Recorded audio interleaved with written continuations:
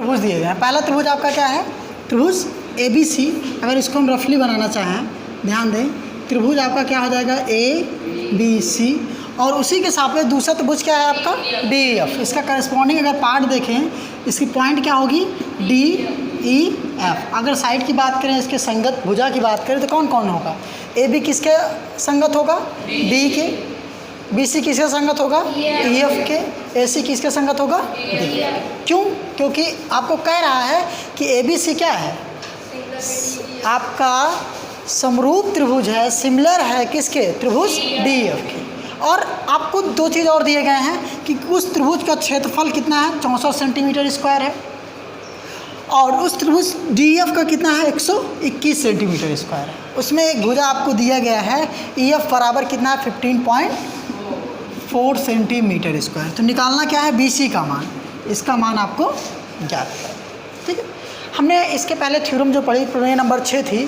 प्रमेय नंबर 6 से हम लोग क्या पढ़े हैं, प्रमेय नंबर 6 से ये जानते हैं किसी दो समरूप त्रिभुज का क्षेत्रफल उनके संगत भुजाओं के अनुपात के वर्गों के क्या होता है, बराबर होता है।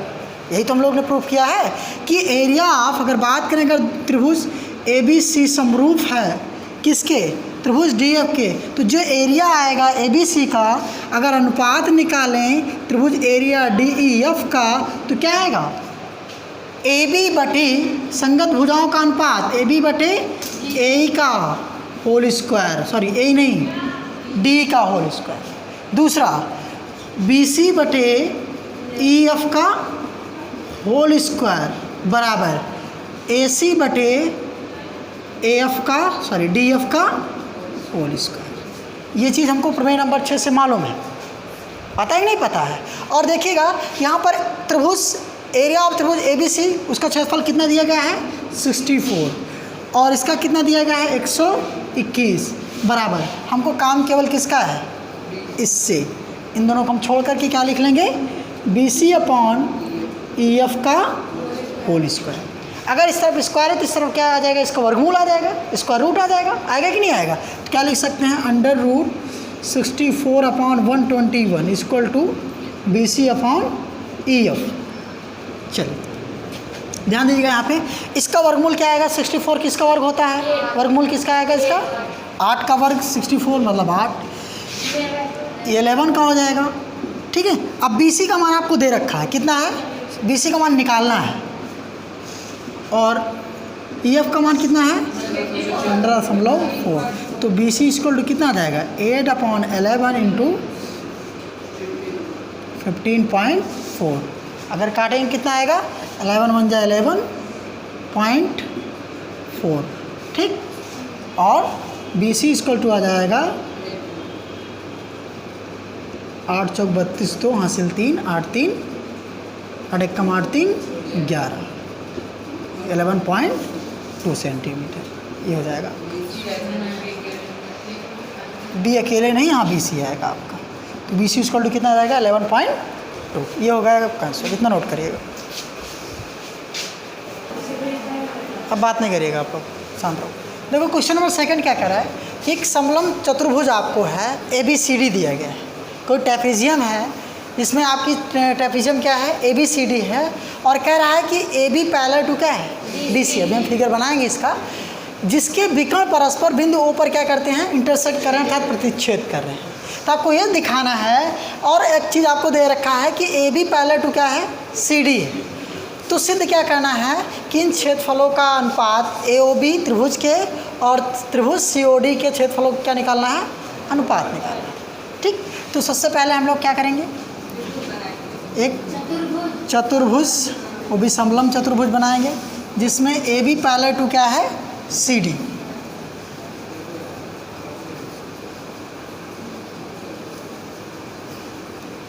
ये आपका ABCD। ठीक है, जहाँ पर AB आपका किसके, CD के पैरेलल है। इनके जो डायगोनल्स हैं, एक विकर्ण तो आपका AC होगा, दूसरा क्या होगा BD होगा। कहाँ पे काट रहा है, पॉइंट O पे काट रहा है, O पे काट रहा है कि नहीं काट रहा है। ठीक, तो आपको क्या दिखाना है, AOB और COD जो त्रिभुज बन रहा है नहीं बन रहा है। तो दिया क्या है आप ये भी देख लो, गिवन क्या है, given A B equal to 2CD।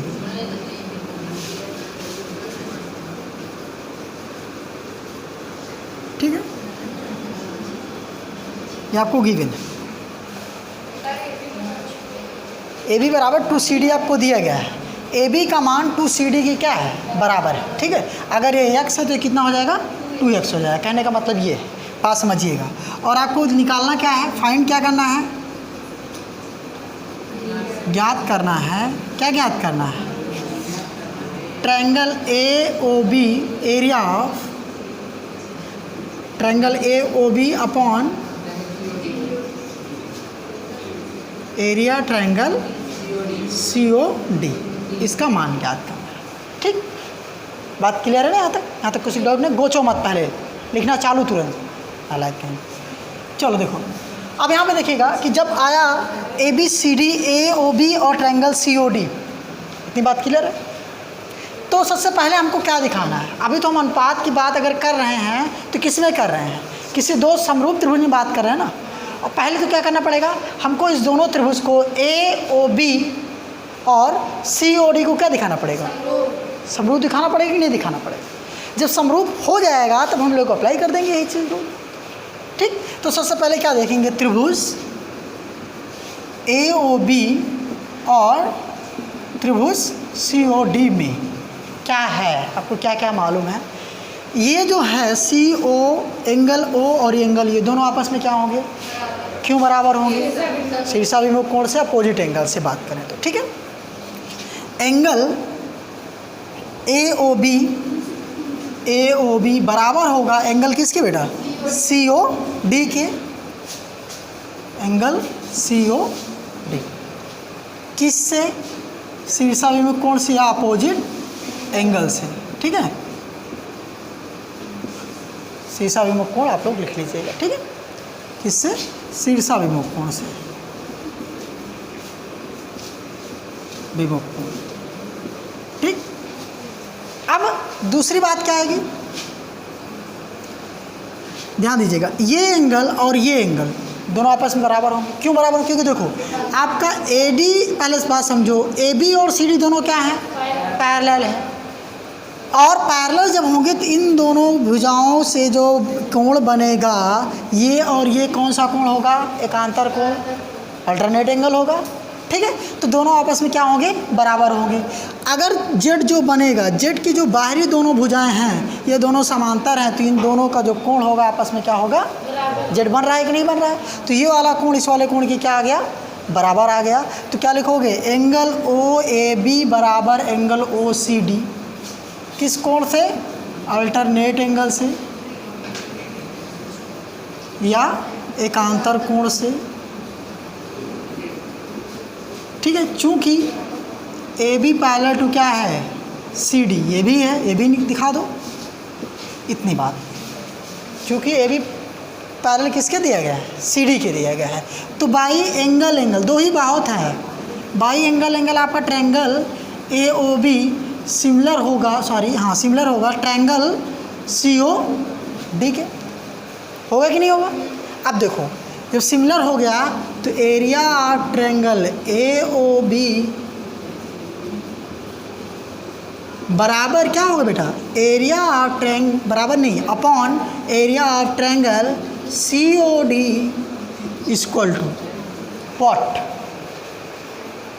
क्या होगा भैया बोलो, इन दोनों का रेशियो ए ओ अपॉन सी ओ का होल स्क्वायर इक्वल टू होगा O B upon O D का होल स्क्वायर। क्योंकि हम जानते हैं, क्या जानते हैं, प्रमेय, इसको लिखेंगे प्रमेय किससे, नंबर 6 से, कि किन्हीं दो समरूप त्रिभुजों के क्षेत्रफलों का अनुपात उनके संगत भुजाओं के अनुपात के वर्ग के क्या होता है।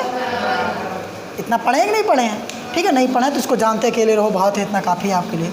तीसरा क्या है, A B upon C D, A B upon क्या है, सी डी का होल स्क्वायर। कोई दिक्कत, और हमको ए बी और सी डी का रिलेशन पता है। ए बी का स्थान क्या है, टू सी डी है कि नहीं है। तो area of triangle A O B upon area of triangle C O D equal to, A B का मान टू सी डी के बराबर है, ध्यान दीजिएगा। ए बी का स्थान क्या लिख सकते हैं, two C D upon C D का होल स्क्वायर। सी डी से सी डी कट जाएगा, बचेगा 2 का स्क्वायर, मतलब कितना आ जाएगा 4/1। अगर इन दोनों के अनुपात की बात करें तो area of triangle A O B बटे area of triangle C O D equal to कितना आ जाएगा 4/1। यही आपका आंसर हो जाएगा। ठीक है, इतना नोट करिएगा आप लोग। बात समझ में आई, कोई डाउट तो नहीं है ना, नोट करो।